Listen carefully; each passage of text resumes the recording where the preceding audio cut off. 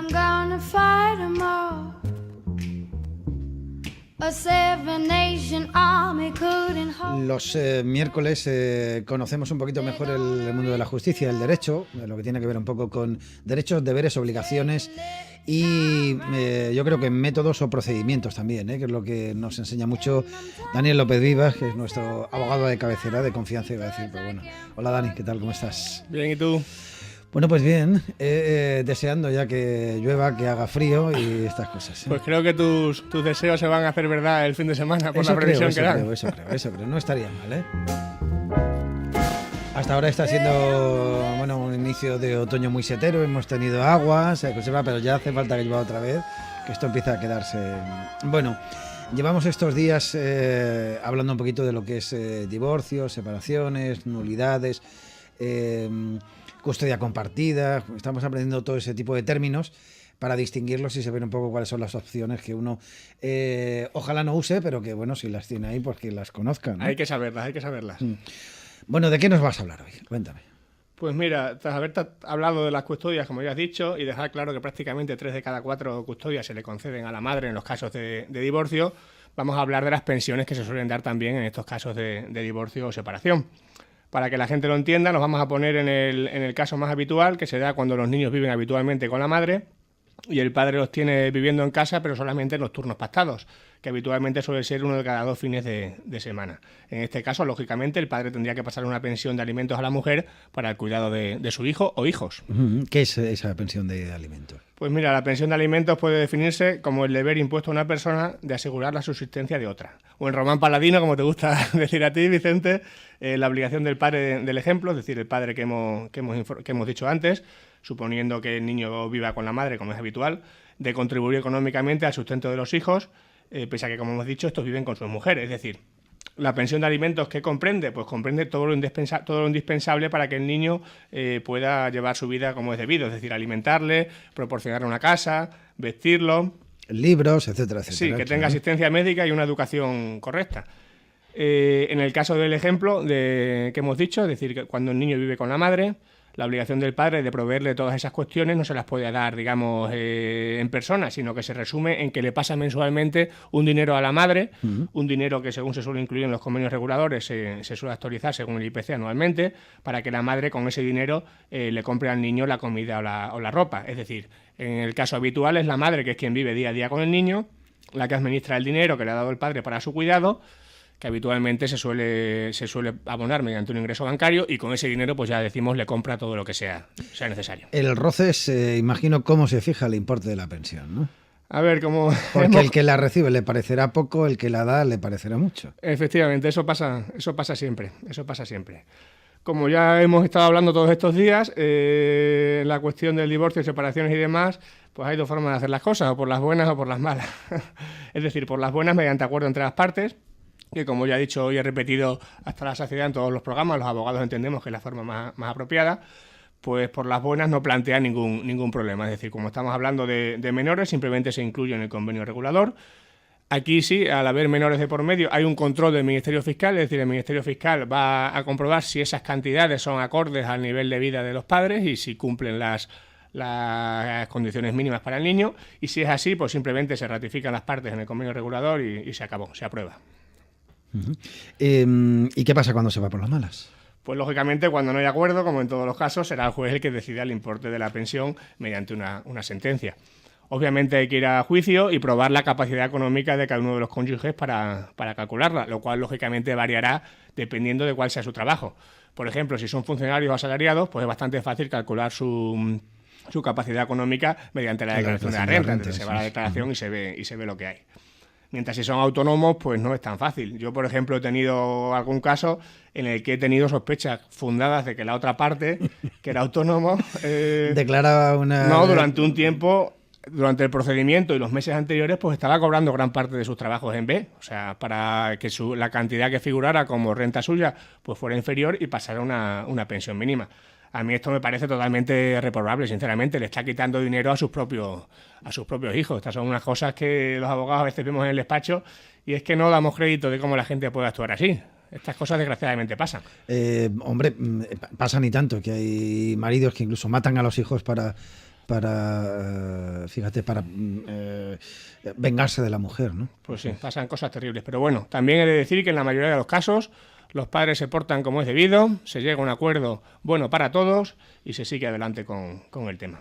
Bueno, en caso de falta de acuerdo, ¿qué criterios se utilizan para otorgarla? Pues mira, este ha sido uno de los grandes problemas que hemos tenido en este tipo de procedimientos, es decir, en la fijación de las pensiones de alimentos, ya que hasta finales del año pasado pues no contábamos con ninguna referencia, digamos, homogénea para poder calcularla. Es decir, nos podíamos encontrar con que dos familias con exactamente las mismas condiciones económicas y el mismo número de hijos podían ser tratadas de manera diferente según el juzgado que le tocara. Uh-huh. A ver, como ya digo, por ejemplo, podemos poner dos casos exactamente iguales en dos juzgados distintos. A lo mejor en uno se acordaba una pensión de 300 euros y en otro de 500. Y es que, claro, el criterio para conceder la pensión pues está basado tanto en los ingresos del padre, que tiene que abonarla. Obviamente no va a ser lo mismo si gana 1.000 euros que si gana 3.000 al mes, siendo este el criterio principal, como las necesidades económicas que tenga el niño. Obviamente van a ser mayores esas necesidades económicas cuanto mayor sea el nivel de renta de los padres, es decir, se supone que el nivel de vida es superior. Y bueno, ¿y cómo se arregla esta cuestión, este desajuste? Pues mira, por suerte en este país las cosas funcionan, a veces, quiero decir, y el Consejo General del Poder Judicial ha elaborado unas tablas orientadoras para calcular la pensión de alimentos de los hijos. Estas tablas ya se venían pidiendo hace años por los profesionales del derecho de familia, ya que, como he dicho, se hacía necesario tener una referencia fija, claro, para evitar las disparidades que había, incluso dentro de propios juzgados de la misma localidad. Estas tablas, aparte de estas tablas, también se ha incluido una página web. En esa página web se incluye una calculadora en la que se meten los datos, la localidad en la que reside cada uno, renta de padre, madre y tal, y nos dice el importe recomendado de pensión. Es decir, es una cosa que está bastante bien y que puede resultar muy útil en estos casos. Sin duda. Entonces, habitualmente con ese pago de la pensión de alimentos, ¿se entiende ya que el padre cumple con la obligación o no?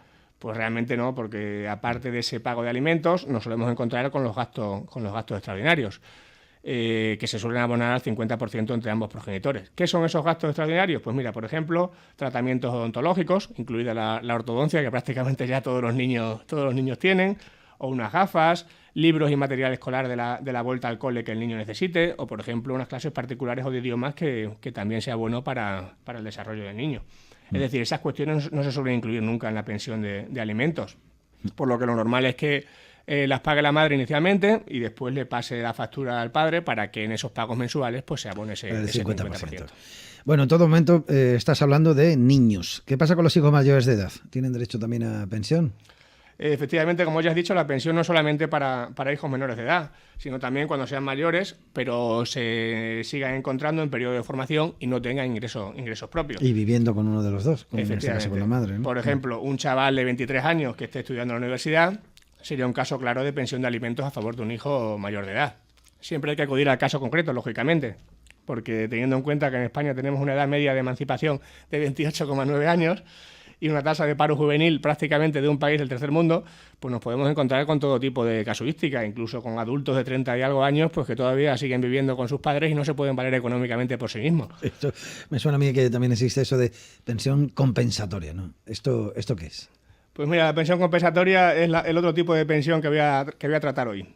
La definición dice que se establece bien judicialmente, bien por acuerdo entre las partes, para reparar el desequilibrio económico que puede producir la ruptura matrimonial en uno de los cónyuges. Es decir, para que se entienda, se constituye para compensar, por ejemplo, y este es el caso típico que yo me encuentro en el despacho, la dedicación de uno de los cónyuges al cuidado del hogar y de la familia, es decir, la típica ama de casa que ha habido siempre en España, mientras que el otro se ha dedicado menos a la familia y más al trabajo. Trabajar, es decir, ¿no? Solía coincidir con el marido, ¿no? Que trabajaba, sí, y llevaba ese dinero a casa.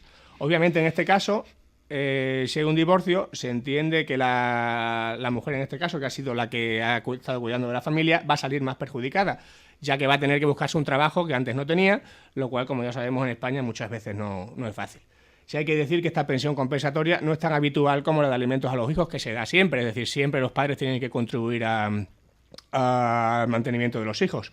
Aquí solamente se concede en algunos casos, como ahora vamos a decir. ¿Cuáles son esos requisitos, entonces? Pues mira, como ya he dicho, en primer lugar, el requisito fundamental es que se aprecie que ese divorcio ha causado un desequilibrio entre las partes. Es decir, que uno va a salir del divorcio mucho mejor librado que el otro y con una situación económica mucho mejor. Una vez fijada esa cuestión, pues hay que tener en cuenta otras circunstancias para ver cuál va a ser la cantidad concreta que se va a tener que pagar. En primer lugar, para ver esa cuantía hay que ver, lógicamente, el nivel de vida de la pareja. A más alto sea ese nivel de vida, más elevado va a ser el importe de la pensión. También la dedicación a la familia, es decir, como ya he dicho, si uno de los cónyuges se ha dedicado solamente a ama de casa, es más fácil que le concedan la pensión. También es importante la duración de la convivencia, puesto que a mayor duración del matrimonio más fácil es que se conceda.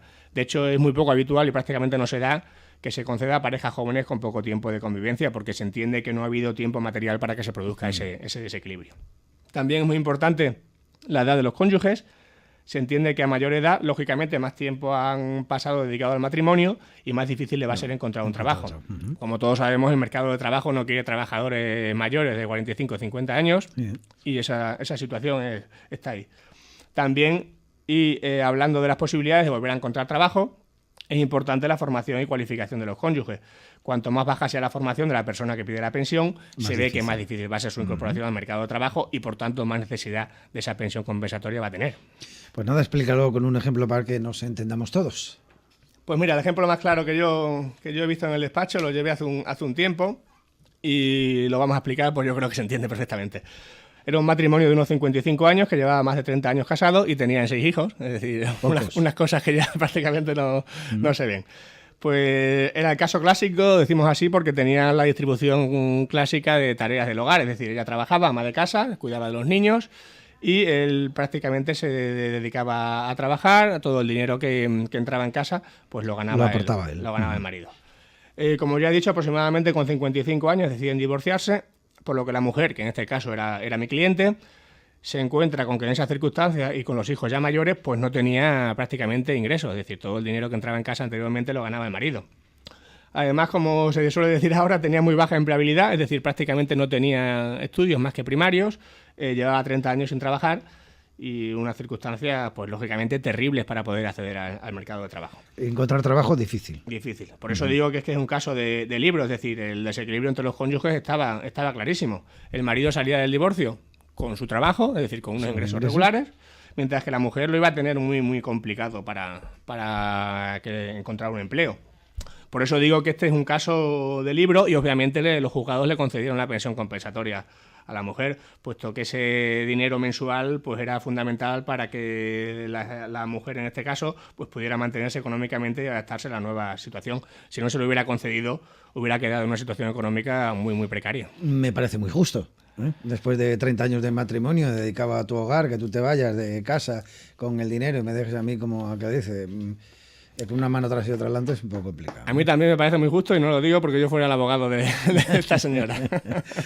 En fin, bueno, hoy hemos hablado un poquito de este asunto de hijos que está en medio de una pareja y cómo se arregla todo, en fin, esa separación. Daniel López, de López Dudas Abogados. Muchísimas gracias. Nos vemos el miércoles que viene. A ti, Vicente. Un abrazo. Hasta luego.